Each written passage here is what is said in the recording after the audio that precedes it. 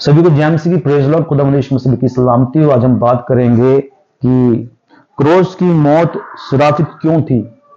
तो दोस्तों, आज हम क्रूस की जो मौत है वो शराफित क्यों थी, आज उसके बारे में बात करेंगे। तो मेरे साथ निकाल सकते हैं मत्ती उसका 27 अध्याय उसकी 24 आयत से हम पढ़ेंगे।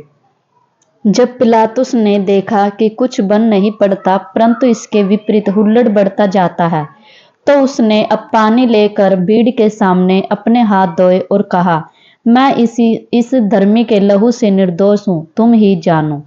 यहां हम बात करते हैं पिलातुस के बारे में। पिलातुस के पास जो शास्त्री फरीसी लेकर आए कि उसको क्रूस पर चढ़ाया जाए। आखिर उसको क्रूस पर क्यों चढ़ाया जाए, क्योंकि वो तो पिलातुस साफ कहता है कि वो धर्मी व्यक्ति था, और धर्मी व्यक्ति जो है उसको अंदर से महसूस हुआ कि वो धर्मी व्यक्ति था, और उसने कहा कि मैं इसके लहू में सहभागी नहीं होता, मैं इसके अंदर कोई दोष नहीं पाता, इस कारण मैं इसको जो है कोई दंड ना दूंगा। और आगे हम सबसे पहले आगे कहता है कि सब लोगों ने उत्तर दिया, इसका लहू हम पर और हमारी संतान पर हो। यानी इसका लहू हम पर हमारी संतान पर हो। उसका दोष जो है उन्होंने अपने ऊपर ले लिया, और अपने ऊपर लेकर के जो है उनसे कहा कि इसे क्रूस पर चढ़ाओ। इस पर उसने बरअब्बा को उनके लहू उनके लिए छोड़ दिया, और यीशु को कोड़े लगवाकर सौंप दिया कि क्रूस पर चढ़ाया जाए। यानी कोड़े लगवाकर उसको सौंप दिया कि वो उसको क्रूस पर चढ़ाए। और लगभग हम बात करते हैं क्रूस पर क्यों चढ़ा जाए। क्रूस एक ऐसी श्रापित मृत्यु थी। उन पापियों को चढ़ाया जाता था कि जो पाप करते थे, घिनौने पाप करते थे, और उनको क्रूस पर लटका करके जो है उसको चढ़ाया जाता था, मारा जाता था। तो यहाँ हम जो है क्रूस की श्रापित मृत्यु के बारे में बात करते हैं।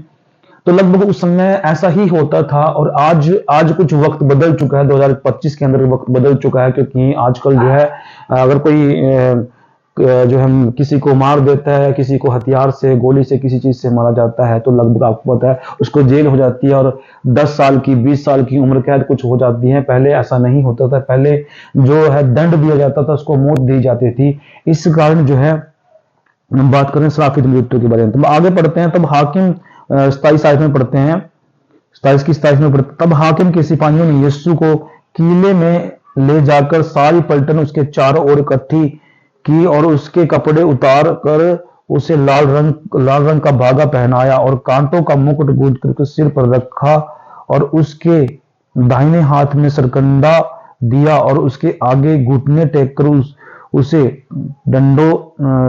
ठट्टों में उड़ाने लगे, और कहा, हे यहूदियों के राजा नमस्कार, और उस पर थूका, और वही सरकंडा लेकर उसके सिर पर मारने लगे। तो यहाँ परमेश्वर को बहुत बुरी तरीके से उसको बेइज्जत किया गया, और उसको सरकंडे से मारा गया, और उसकी तरह तरह की बातें उसको बोला गया कि यहूदियों का राजा, और उस पर वो है मारने और थूकने का जो है उस पर विचार उन्होंने किया, और उस पर ऐसा ही किया गया। आगे 31 आयत कहते, जब वे उसका ठट्ठा कर चुके, तो वह भागा उस पर से उतारकर फिर उसी के कपड़े उसे पहनाया, और क्रूस पर चढ़ाने के लिए चले गए। क्रूस पर चढ़ाने के लिए चले गए, और वहां जाकर के जो है उन्होंने क्रूस पर उसको चढ़ा दिया। आखिर क्रूस पर क्यों चढ़ाया, क्या उनकी गलती क्या थी? सबसे पहले अगर हम देखते हैं, यिर्मयाह की पुस्तक में देखते हैं, और भजन संहिता के अंदर देखते हैं, दानियेल में देखते हैं, दानियेल में भी देखते हैं, इन पुस्तकों के अंदर जो प्रोफेसी हुई थी, यशायाह की पुस्तक में यीशु मसीह के बारे में प्रोफेसी हुई थी, वो गर्भवती होगी, माता मरियम गर्भवती होगी, वो पुत्र जनेगी, और उसके बाद उसको जो है एक श्रापित मृत्यु मिलेगी, और वो संसार के पापों के लिए, संसार के लोगों के पापों के लिए वो चढ़ाया जाएगा। तो वो क्रूस की श्रापित मृत्यु यीशु मसीह ने हमारे लिए सह ली, ताकि हम बचाए जाए। और हमें बचाने के लिए उन्होंने अपने आप को इस कदर इतना नीचे कर दिया, इतने नीचे कर दिया कि उसके ऊपर थूका गया, कोड़ों से मारा गया, डंडों से मारा गया, और बहुत सारे ऐसे दोष पत्र जो उस पर उसके दोष लगाए गए, और दोष पत्र के साथ उसको क्रूस पर चढ़ाया गया। तो आज हम इसी बात पर बात कर रहे हैं। तो आगे हम देखते हैं कि 42 आयत के अंदर क्या कहता है, 27 की 42 के अंदर, इसने औरों को बचाया और अपने आप को नहीं बचा सकता, यह तो इजराइल का राजा है। अब क्रूस पर से उतर आए तो हम उस पर विश्वास करें। उसने 43 के अंदर उसने परमेश्वर पर भरोसा रखा है। यदि वह इसको चाहता है तो अब इसे छुड़ा ले, क्योंकि उसने कहा था कि मैं परमेश्वर का पुत्र हूं। तो इसी बात को लेकर जो है यहूदियों ने, शास्त्रियों ने कहा कि ये परमेश्वर का पुत्र कैसे हो सकता है, उसको चिढ़ आने लगी। और जब तक संसार के लोग उसके खिलाफ ना हुए तब तक परमेश्वर को पकड़ा ना गया। अब परमेश्वर को जरूरी था क्रूस पे चढ़ना, इसीलिए परमेश्वर ने अपने वचन के द्वारा, अपने शब्द के द्वारा पहले ही तय किया था कि ऐसा हो मेरे साथ। और अगर वो ना होता तो आज इस संसार में मसीह लोग ना होते, इस संसार में मसीह का प्रचार ना होता, ये पुस्तकें ना होती, ये नबी ना होते, ये लोग ना होते और वो 12 चेले ना होते। तो परमेश्वर ने वो क्रूस की श्रापित मृत्यु हमारे लिए सही ताकि हम बचाए जाएं। और ऐसा नहीं है कि यीशु मसीह उसके बाद जीवित नहीं हुए। उसके बाद क्या हुआ? अब लोग कहते हैं कि यीशु मसीह कहाँ है, जिंदा। यहूदी लोग भी जो पुरानी प्रथाओं पर विश्वास करते हैं, लेकिन यीशु मसीह पर विश्वास अब धीरे धीरे होना शुरू हो गया है। तो चलिए हम आगे देखते हैं यीशु का प्राण त्यागना। 27 की 45 में पढ़ेंगे। दोपहर से लेकर तीसरे पहर तक उस सारे देश में अंधेरा छाया रहा। तीसरे पहर के निकट यीशु ने बड़े शब्द से पुकार कर कहा, एली एली लमा सबक्तनी, अर्थात हे परमेश्वर, हे मेरे परमेश्वर, हे मेरे परमेश्वर, तूने मुझे क्यों छोड़ दिया। यहाँ परमेश्वर का वचन कहता है कि दोपहर से तीसरे पहर तक उस सारे देश में अंधेरा छा गया। ये अंधेरा क्यों छा गया? क्योंकि अंधेरा इसलिए छा गया क्योंकि परमेश्वर जो यीशु मसीह जो परमेश्वर के पुत्र थे, और परमेश्वर भी बड़े दुखी हुए जब क्रूस पर चढ़ाया गया। परमेश्वर भी वहां, हम देखते हैं कि वचन में लिखा है कि वहां रोए परमेश्वर भी, उनकी आंखों से आंसू आ गए और जो है पहाड़ जो है गिरने लगे और अंधियारा छा गया। आगे हम पढ़ते हैं कि 47 के अंदर जो वहां खड़े थे उनसे कितनों ने यह सुनकर कहा कि वह तो एलिया को पुकारता है। उनमें से एक तुरंत दौड़ा और स्पंज लेकर सिरके में डुबोया और सरकंडे पर रखकर उसे चुसाया और उन्होंने कहा कि रह जाओ, देखो एलिया उसे बचाने आता है कि नहीं। तब यीशु ने फिर शब्द से चिल्लाकर प्राण छोड़ दिया और देखो कि मंदिर का पर्दा ऊपर से नीचे तक फटकर 2 टुकड़े हो गया और धरती डोल गई, चट्टानें तड़क गई, यानी पहाड़ जो है तड़क गए।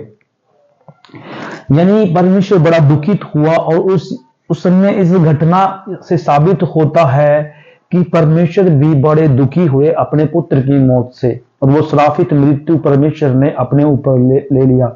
देखिए दोस्तों, आज हम देखते हैं एक माँ अपने बच्चों को पालती है, बहुत बड़े जो है दुख को झेलती है। कभी वो चोट लग जाता है, कभी कोई पड़ोस का बच्चा उसे मार देता है, वो उसके कारण अपने पड़ोस से भी लड़ जाती है, पड़ोस के लोगों से भी लड़ जाती है। और उसके पालते हुए बड़े जो है खांसी, जुकाम, बीमारियां, कोई छोटी मोटी ऐसी चीज हो जाती है कि वो सब कुछ अपने बच्चे के लिए लगा देती है। इसी प्रकार परमेश्वर ने भी अपने बच्चों को क्रूस पर चढ़ते हुए देखा तो बहुत ही जो है वो दुखी हुआ और वो रोया। परमेश्वर यहोवा भी रोए, हमें देखते हैं आयत के अंदर। और ये श्रापित मृत्यु अगर किसी इंसान को छुड़ाई जाए तो क्या होता? वो जो डाकू थे साथ वाले, उन्होंने भी जो है, एक ने तो विश्वास नहीं किया, दूसरे ने विश्वास किया और उससे परमेश्वर ने वादा किया कि तू आज मेरे साथ सर्वलोक में होगा। मैं तुमसे सच कहता हूं, तो आज मेरे साथ सर्वलोक में होगा। उसने पश्चाताप किया क्रूस पर, वहीं जो है क्रूस पर जो है ना कोई उसने बैप्टिज्म लिया, ना उसने कोई, बस सिर्फ उसने क्या किया, पश्चाताप किया और वो परमेश्वर के घर में चला गया। तो दोस्तों, मैं यहाँ बताना चाहता हूँ कि आप लोगों को कि क्रूस की मृत्यु श्रापित थी, और वो श्रापित उस समय सिर्फ यीशु मसीह की जो है, और भी बहुत सारे लोग होंगे जिनको चढ़ाया गया होगा, लेकिन वहां यीशु मसीह ने पहली मौत श्रापित हमारे लिए सही। और आगे हम देखते हैं कि तब यीशु ने बड़े शब्द से चिल्लाकर प्राण छोड़ दिए और देखो कि मंदिर का पर्दा ऊपर से नीचे तक फट कर 2 टुकड़े हो गया और धरती डोल गई और चट्टानें तड़क गई। 52 के अंदर कहता है कि और कब्रें खुल गई और सोए हुए पवित्र लोगों के बहुत से शव जी उठे। क्या ऐसा हो सकता है कि बहुत सारे जो लोग हैं उनके शव जो है निकल गए और वो जीवित हो गए? तो दोस्तों ऐसा हुआ, बाइबल कहती है, और बाइबल पर विश्वास कीजिए। बाइबल कहती है कि बहुत सारे जो लोग थे मरे हुए, कब्रें खुल गई और जो है वो जीवित हो गए। यहाँ हम 3-4 चिन्ह देखते हैं। पहला देखते हैं कि मंदिर का पर्दा फटना, दूसरे चट्टाने जो हैं, चट्टानों के बीच में दरार आ गई, और जो तीसरा हम देखते हैं कब्रें खुल गई, और कब्रें जो है, कब्र के अंदर से जो लोग मरे हुए थे वो उठ गए और वो जीवित हो गए। दोस्तों तो ये हमारे लिए बहुत बड़ी बात है कि परमेश्वर के ये चिन्ह है, मरते हुए परमेश्वर ने ये चिन्ह दिखाए कि वो सच में वो परमेश्वर का पुत्र था, और वो अपने बच्चों से इतना प्यार करते थे, इतना प्यार करते थे कि उसने वो क्रूस की श्रापित मृत्यु सह ली। क्या आज कोई माता है अपने बच्चे को, अपना कोई बाप है अपने बेटे को जो है क्रूस पर चढ़ा दे, और अपने बेटे को चढ़ा करके जो है क्रूस की मृत्यु सहते हुए देखे कि मेरा बेटा देखो मेरा बेटा जो क्रूस की श्रापित मृत्यु सह रहा है? ऐसा कोई नहीं है। लेकिन परमेश्वर ने अपने बेटे की मौत को देखा, और देखते हुए उसने बड़ा दर्द महसूस किया, और उसके बाद परमेश्वर रोए। तो दोस्तों यहाँ क्रूस की मृत्यु जो है हर एक को नहीं दी जाती थी, केवल यीशु मसीह ने सही, और उसके बाद सब लोग उस क्रूस की मृत्यु से जो है मुक्त कर दिया। ऐसी बातों से मुक्त कर दिया जो लोग बड़ी से बड़ी जो है पाप बड़े से बड़ा पाप करते थे, उसको जो है परमेश्वर ने मुक्त कर दिया, पापों से मुक्त कर दिया, और किसी भी व्यक्ति को नहीं मारा, केवल यीशु मसीह ने पाप को मारा और जो है पाप को हरा दिया, मौत को हरा दिया। वहां परमेश्वर को देखते हैं। और आगे हम देखते हैं, तब सूबेदार कब्रें में से 53 देखते हैं, उसमें जी उठने के बाद में कब्रों में से निकलकर पवित्र नगर में गए और बहुतों को दिखाई दिए। तब सूबेदार जो उसके साथ यीशु का पहरा दे रहे थे, तो वो और जो कुछ हुआ था उसे देखकर अत्यंत डर गए और कहा, सचमुच यह परमेश्वर का पुत्र था।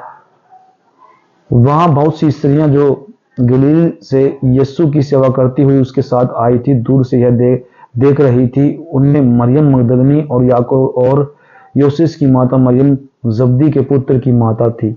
इन्हीं बहुत से लोगों को जो है परमेश्वर दिखाई दिए उसके बाद। तो दोस्तों ये थी परमेश्वर की क्रूस की श्रापित मृत्यु, कि उन्होंने उस मृत्यु को कैसे, किस प्रकार उन्होंने उस मृत्यु को सह लिया, और कैसे उसने जो है परमेश्वर ने हमारे लिए, आपके लिए, हम सबके लिए जो है परमेश्वर ने उस क्रूस की श्रापित मृत्यु को सह करके स्वर्ग में चले गए। तो बहुत सारे लोगों को दिखाई दिया। ये था जो है क्रूस की मृत्यु का। अब देखते हैं आगे, कब्र पर पहरा कौन कौन व्यक्ति जो है कब्र पर पहरा दे रहे थे। तो हम देखते हैं 62 के अंदर पढ़ेंगे। दूसरे दिन जो तैयारी के दिन के बाद का दिन था, प्रधान याजकों और फरीसियों ने पिलातुस के पास इकट्ठे होकर कहा, हे महाराज, हमें स्मरण है कि उस भरमाने वाले ने जब वह जीवित था कहा था, मैं 3 दिन के बाद जी उठूंगा। अतः आज्ञा दे कि तीसरे दिन तक कब्र की रखवाली की जाए, ऐसा न हो कि उसके चेले आकर उसे चुरा ले जाए और लोगों से कहने लगे, वह मरे हुओं में से जी उठा है, तब पिछला धोखा पहले से भी बुरा होगा। पिलातुस ने उनसे कहा, तुम्हारे पास पहरे तो है, जाओ अपनी समझ के अनुसार रखवाली करो। अतः वे पहराओं को साथ लेकर गए और पत्थर पर मोहर लगाकर कब्र की रखवाली की। वह पहरुओं को हम देखते हैं, पहरुए जो थे वहां खड़े हुए, और उसके बाद भी यीशु मसीह जी उठे। और जी उठने के बाद जब उन्होंने देखा कि इसके अंदर तो कोई है नहीं है, लेकिन आज तक भी यहूदी लोग ये सोचते हैं कि वहाँ यीशु मसीह को उसके चेले ले गए थे और चेलों ने जो है उसको और कहीं गाड़ दिया, लेकिन ऐसा कुछ नहीं हुआ। तो यीशु मसीह वहाँ जी उठे थे, उसकी कब्र खाली हो गई थी। अपने 11 चेलों को दिखाई दिए, अलग अलग जगह पर दिखाई दिए, और तब परमेश्वर जो है स्वर्ग में चले गए। और जो है पुण्य स्थान और ये बातें सब जो है आगे परमेश्वर ने बताया कि जब यीशु मसीह आएंगे ऐसा पुण्य स्थान होगा, जब हम विश्वास करेंगे तब परमेश्वर के साथ जाएंगे। दोस्तों ये थी परमेश्वर की क्रूस की श्रापित मृत्यु।